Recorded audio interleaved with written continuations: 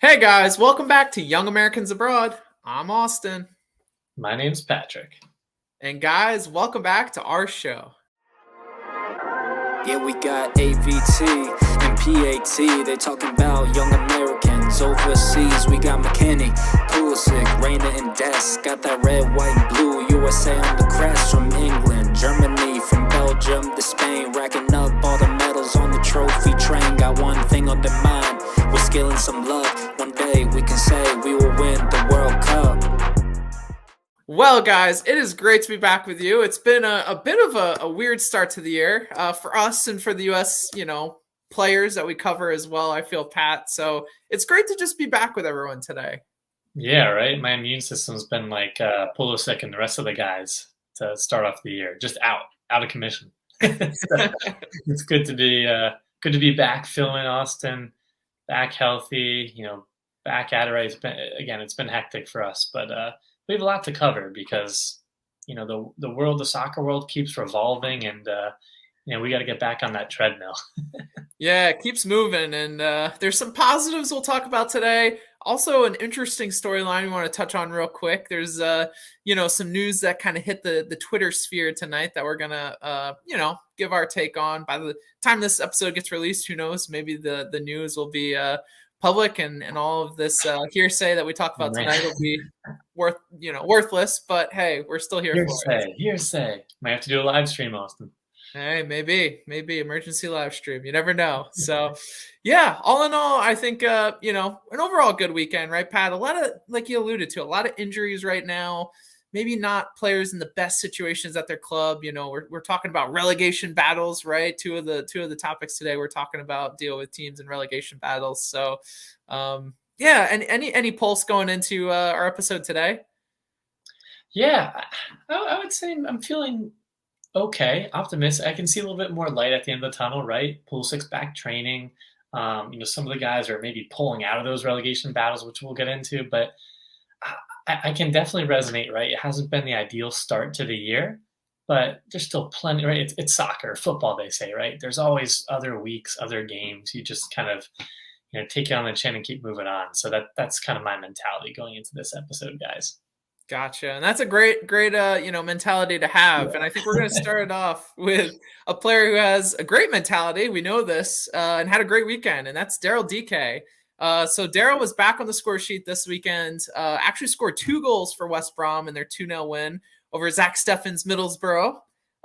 So, it was cool to kind of see American versus American in this game. And all in all, a great performance from Dike, again, with the 2 goals, obviously kind of leading the way. But Pat, I really thought he did a great job, again, just from watching some of the highlights, really combining play, right? And attack going forward, creating some dangerous opportunities, also getting back and defending. You saw a few times where, he was very active, pursuing the ball high up the pitch, also tracking all the way back to his own box to win back, a ball a few times in those highlights there. And, I really liked what I've seen from him so far in his short career. I know, the knock on him is maybe he's not the most technical player, which I think is somewhat fair, but I think there is a technical aspect to his game that kind of, peeks its head out, every once in a while. And I'm always, excited to watch him play. And this game was no different in that aspect.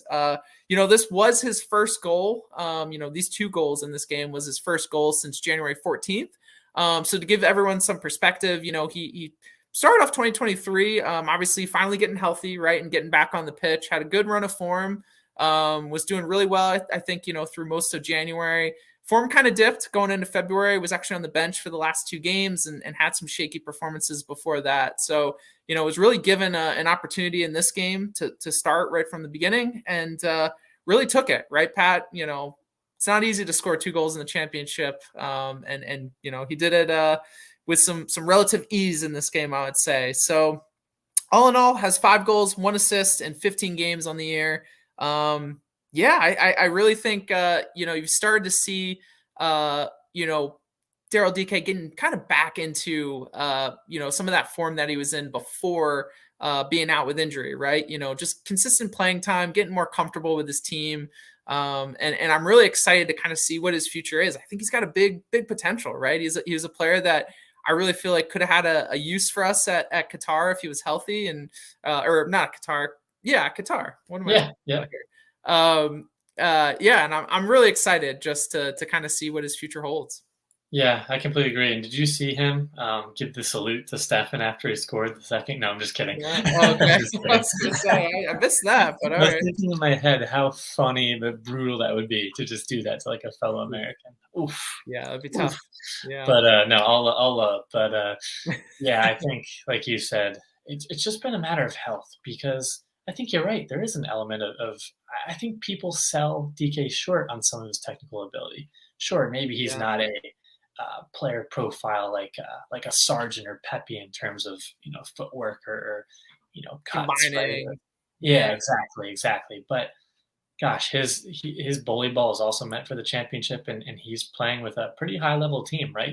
Top 7 or 8 team there, kind of squeaking maybe into that fight for a playoff spot to get promoted. There's still a long way to go, but I think they're maybe closer to like 9th or so. But yeah, I completely agree with you, Austin. The more he gets game time, just focus on being healthy and all else will follow, because he had a really meteoric rise, right? From college Orlando and now his move over to Europe. And he's still fairly young, and maybe he can make some moves before the World Cup comes here. Yeah, and to give some more clarity, so West Brom sits right now in 10th position with a game in hand. Okay. 6th, which is the first relegation playoff position, has 53 points. They have 48. So yeah, they're just outside that bubble. There's a lot. They play a lot of games in the championship, Austin. A lot. Oh yeah, there's a lot of games left to play. So I think, yeah, like you said, there's opportunity for the team, if they play well at the end of the season here, to maybe earn their way into that relegation playoff position and battle there.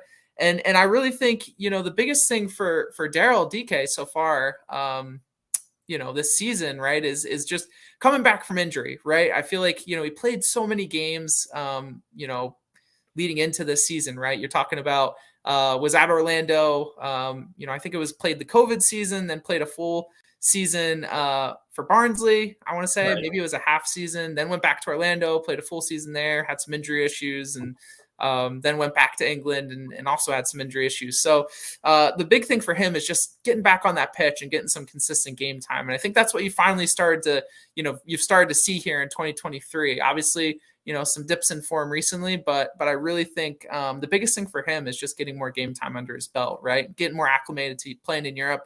He seems to really do well in any environment he's been placed in so far, right? You talk about Orlando, he succeeded. Kind of like a Luca De La Torre profile that just kind of fits everywhere and proves himself. Yeah, it's a great mentality that he has, and I really think the sky's the limit for him. Again, if he can hone some of his skills, develop a little bit more quality on the ball, and be a more multi-talented striker, I really think he's got an opportunity to play not only in the Premier League, but even another league, right?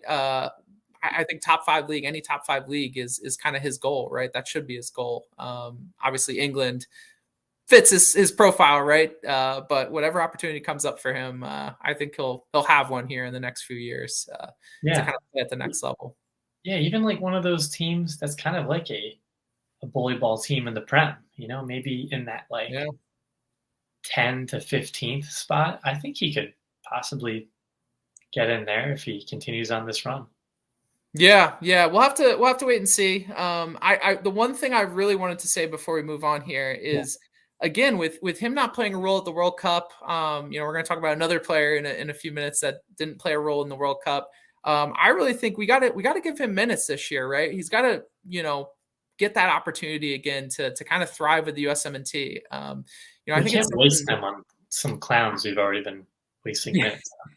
Yeah, that's fair, and I guess that's open for interpretation on who's a clown and who's not. But so far with his minutes with the USMNT, I'm just trying to find the actual statistics. He's played for us 8 times, scored 3 goals. In his minutes with us, and I really feel like he's always showed well in his games. So I really hope that he gets a Nations League call up. Again, I think him Ricardo, Pepi, I'll kind of let the cat out of the bag.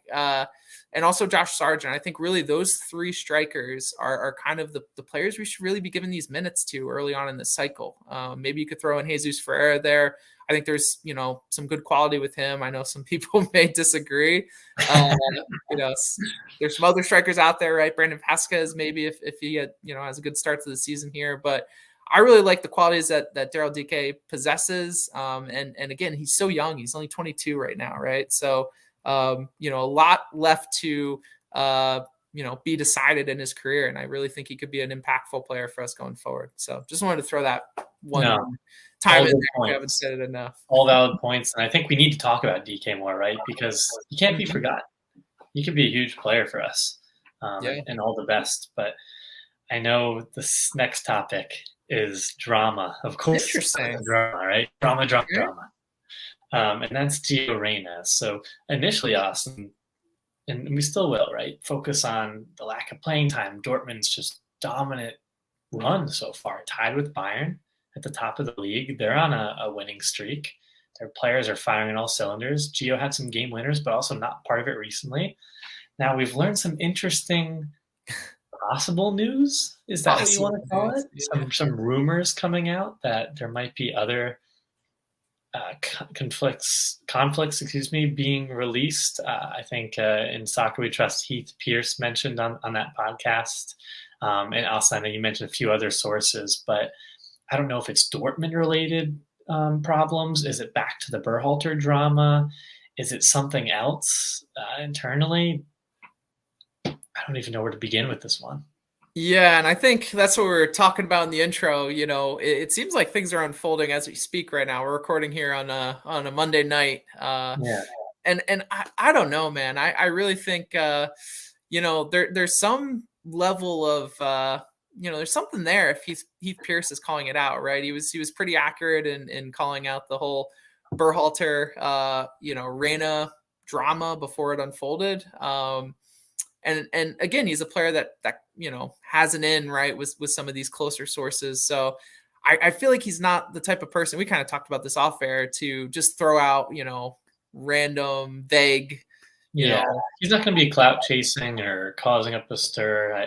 He's has good intentions. Dude. What I can see. Yeah. So that's where I'm kind of like, maybe there is more at play. And I know Derek Ray was going back and forth with some people on Twitter, basically saying things from his end and his perspective that it doesn't seem like there's anything coming out of the Dortmund camp about, Gio Reyna and, another, drama episode, I guess, in some regards. So, yeah, I'm really curious. I feel like we're going to learn more here in the next 28 or 24 to 48 hours. So, again, probably by the time we post this, you'll know the outcome of this drama of midnight. Yeah, if there is drama there. But I think there's something to be said, though, right? He was playing such a crucial role as that first, player off the bench. Maybe not even the first player off the bench, but the most impactful player off the bench, right? For those 3 games after the Bundesliga season restarted. And didn't really get too much of an opportunity from there. Dortmund is on a great run of form. I think they're 9 unbeaten in their last 9 games. So there is something to be said about the players that are currently playing, doing a good job. But you would have thought that maybe it'd get more opportunity, right, in some of these games. Champions League on that streak, he was called upon in different scenarios. So right, they had Champions League, not even a substitute minute. Obviously, maybe wasn't expecting a start, like you said, Austin. And then the last 2 Bundesliga games, no sign of him. So there's been injury conflicting, rumors there. I don't know if that's true. Probably not. But then, you also have Julian Brandt, right, playing his best football of his life. Marco Reus coming back in the mix of things in the midfield. Bino Gittins, and then even Adeyemi, unbelievable form right now. Haller. Again, Dortmund's attack is plentiful. They're firing on cylinders, but that still, like you said, doesn't strike me that would completely eliminate Gio's minutes. You still assume maybe even 10, 15 minutes in Champions League or 10 or 15 minutes in the Bundesliga games. Still, again, viable to get that first, that name on the starting 11, right, to get on that team sheet. But just no minutes at all. That seems fishy to me. Yeah, it does seem fishy to me. And, to be fair, I thought this weekend was going to be a perfect opportunity for him, right? Dortmund were only up 1-0. As early as the 43rd minute, right? So you had all of that second half for them to potentially try and get another goal to seal the game. And they only ended up using 3 subs, which was a little surprising too. So I don't know. Maybe we're making something bigger out of this than what it needs to be. But I think also the conversation too is again, if he's just looked upon as a bench player and role player for this team, then hey, maybe at the end of the season he's got to reevaluate his future as well and make a move. Yeah. But And I if don't I'm think we'll see that Dortmund, Austin, Yeah. one point quickly for Dortmund, Sure. maybe if it's something from that side, they don't want any more getting out because that's going to hurt his value if they want to sell him off. So Yeah, that's a good point. I don't know. Something to Yeah. keep your eye on. But yeah, and Austin, like the long debate, right? He's another player in our pool that seems to kind of flex into different positions, team in that 10 spot in the midfield, floated around with his technical ability and control there. You've seen him out in the wing, but I would almost like for him to maybe in the next 1, 2, 3 years to really hone in and lock in that number 1 position. So instead of being like really solid in both, how about be that next level in one position, in my opinion. Yeah, I would like that too. I hope he gets the opportunity to have that happen. I you gotta be a difference maker to really cement your place, right, consistently. So I think it's really up to him. Right now it's not up to him in terms of maybe getting opportunities, but I don't know. I guess we'll find out. I'm really curious to see, Pat, what this story is. That I hope it's he's nothing. The fan of me, the Reyna fan of me, hopes it's nothing and that he can overcome all this.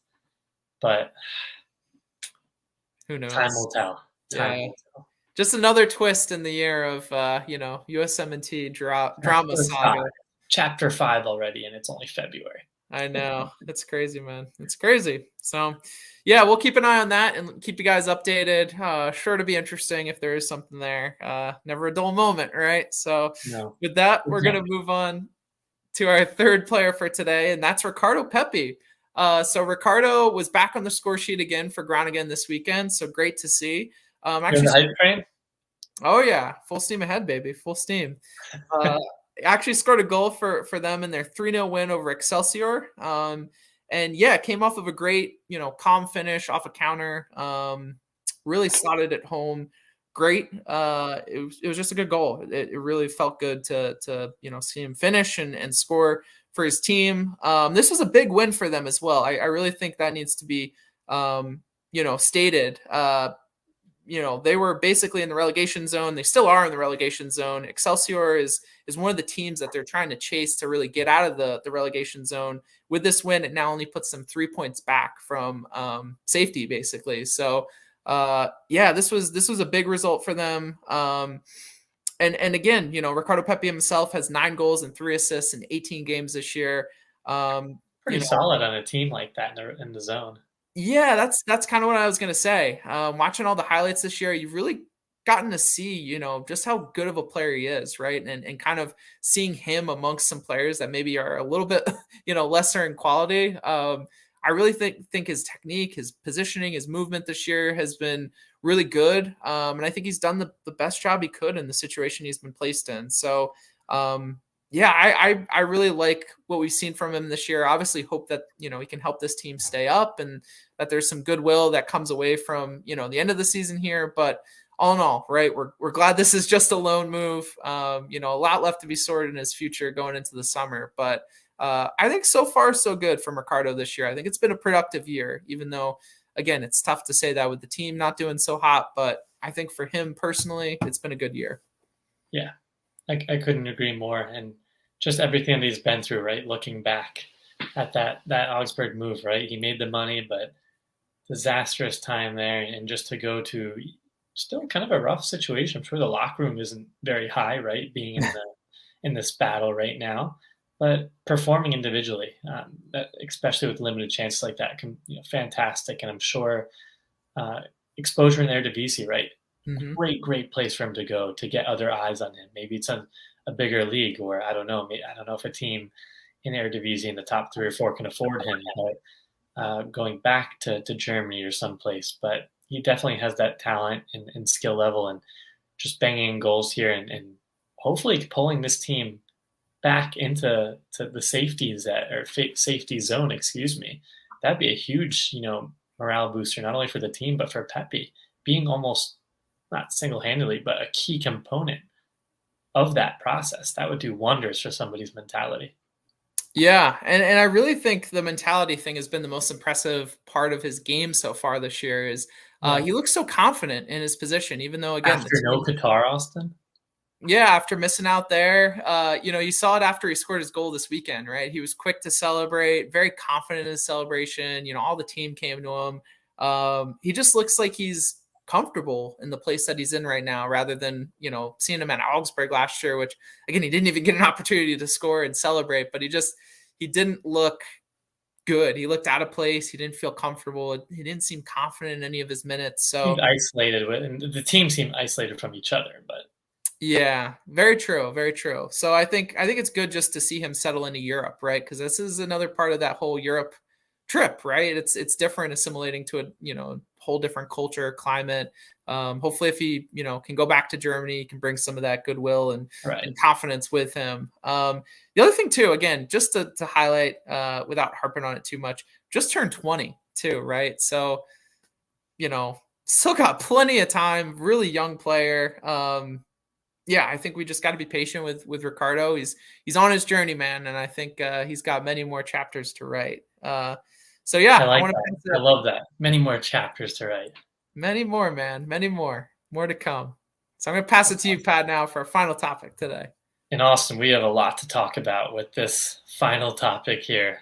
Leeds United. United States of Leeds, I should say.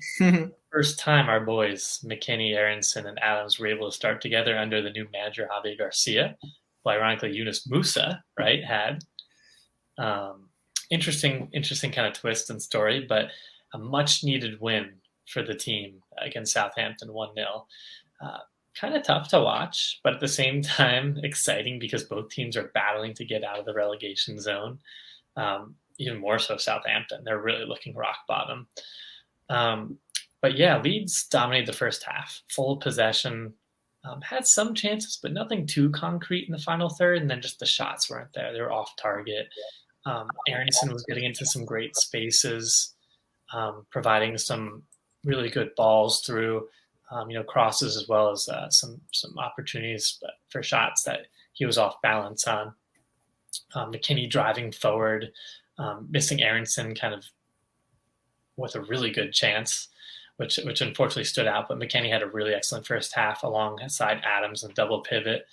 And then the second half, Southampton initially turned it on a little bit more, had some better possession, chances on the counter, and then Junior Firpo saved Leeds essentially after probably some kind of poor goalkeeping, but they really needed a break. They needed that goal. The fans were on edge, and what a relief, because that pulls them into 17th. So a big sigh of relief. Again, fairly decent game, but just that final third, the chances and the end product lacking again for Leeds. So they narrowly escaped this one. Yeah, and it was good to see him get the win, I think, first and foremost. And all three Americans playing on the field at the same time, right? It was cool to see that the first time they started together. So I thought that was really cool. Yeah, it seems like Weston McKennie's kind of finding his feet a little bit. I know he had a few, rough patches in this game, right? There was one or two mistakes he had that were kind of glaring, but all in all, it was a pretty good game from him, right, Pat? Yeah, he had a really good game. And funny enough, just the eye test and I guess that recency bias of where you're thinking of, maybe not recency bias, but you're watching a game or watching anything, and those horrible or bad moments just stick with you, right? Yeah. Just unfortunately, maybe how my brain's wired, and maybe many others. But overall, Leeds United, LUFC Data, a Twitter account that does a lot of interesting analysis and just awesome threads on Leeds United players or just the overall team's performances in terms of various metrics. But When you look at that against Southampton and you look at the whole body of the work in the game, just eliminate some of those bad moments. He had a fantastic game, his best game in a Leeds jersey so far. And him and Adams, again, completely bossed the midfield. In terms of passing, right, his accuracy, as well as successful passes to final third passes, long passes, which were all accurate, by the way, all first or second within the team.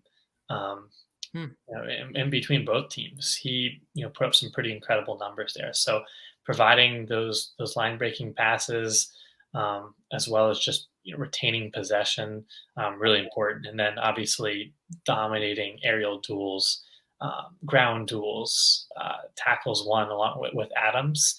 They really did, again, maintain most of that possession, completely neutralized Ward-Prowse as well as the other Southampton attackers and midfielders. So all in all, he's definitely getting more comfortable in that system. And obviously with a coach now, Javi Garcia, hopefully can implement some good ideas here and get some consistency into Leeds. But yeah, he needed this and Leeds needed it because it's like a kind of a slight weight off your shoulder, right? You want to impress on loan in this club, and the fans are dying for something to happen, right? They're dying for anybody to come in and make a play. And McKennie performed very well when you look at the whole game. Yeah, which is great. I mean, that's what we want to see from our players, right? Come in and make a difference right from the start. And it's been no different for Wes McKennie so far. So yeah, super excited to see, what comes of the three of these Americans at the same club for the, rest of this spring. And let's hope, Leeds continues to stay up.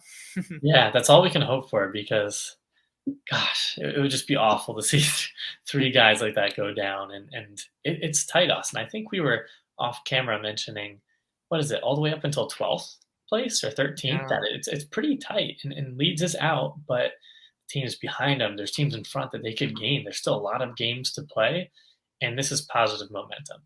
And now, final part of our show, a little different twist. We're going to head on over to Quick Kicks. And for the final topic here on Quick Kicks, different twist like I mentioned in the intro. We're going to just give a shout out to the U.S. U17's making to the final, qualifying for the World Cup, unfortunately losing out to Mexico, which we'll recap here quickly, 3-1. Tough to lose to Eltree, even when we've been dominating them at all other levels. But hey, very promising prospects coming up the pipeline. Yeah, and I think overall we just gotta, again, give a shout to the whole team and the performance, right? We saw some good soccer at moments during this tournament, and Kirol Figueroa was a really bright star, I think, from this tournament. It was fun to kind of watch him and see some of the goals he scored. Obviously, watch him a little bit more closely now at Liverpool. With the U18's over there.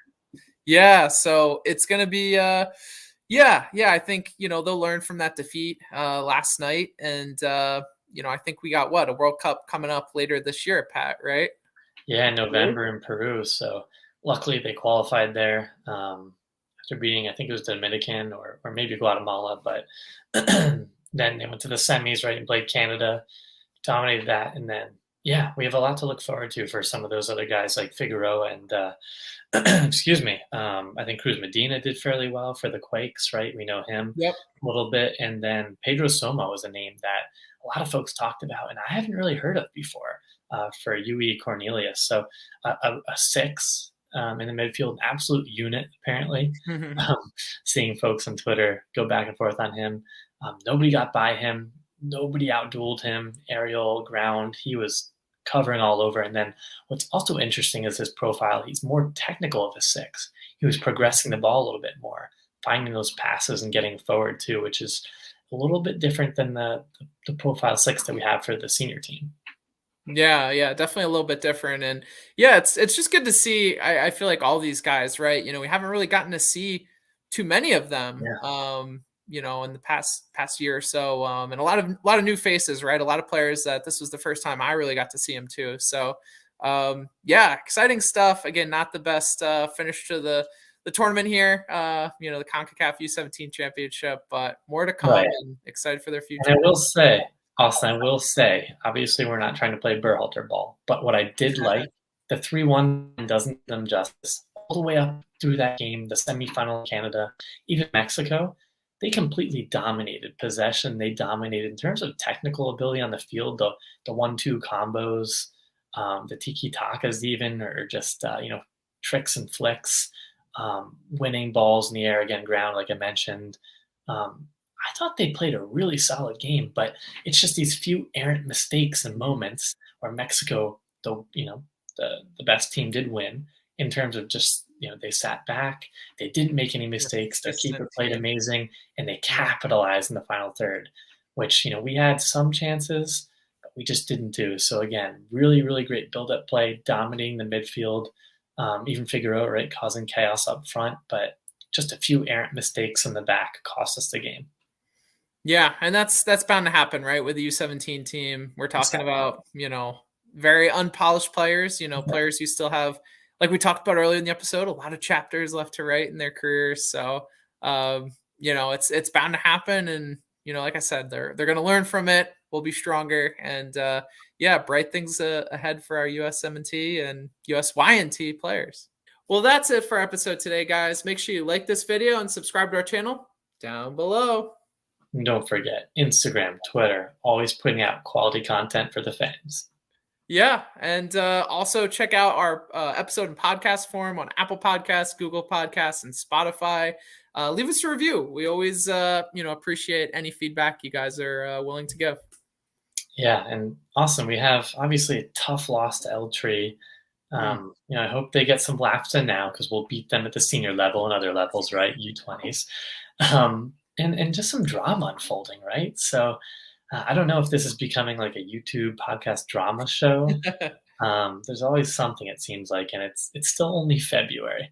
Yeah, I'll have to grow a bushier beard for drama alert, but hey, that's what we're here for. Yeah, we're happy to be back, right? It's been kind of a different start to the year for us. Obviously, not as consistent as we want, so we appreciate you guys. Not like our players, right? But we're back. We're back in training. That's right, man. That's right. So I think, Pat, that leaves one thing left to be said, and that is one day we will win. I'm speaking into existence, that World Cup.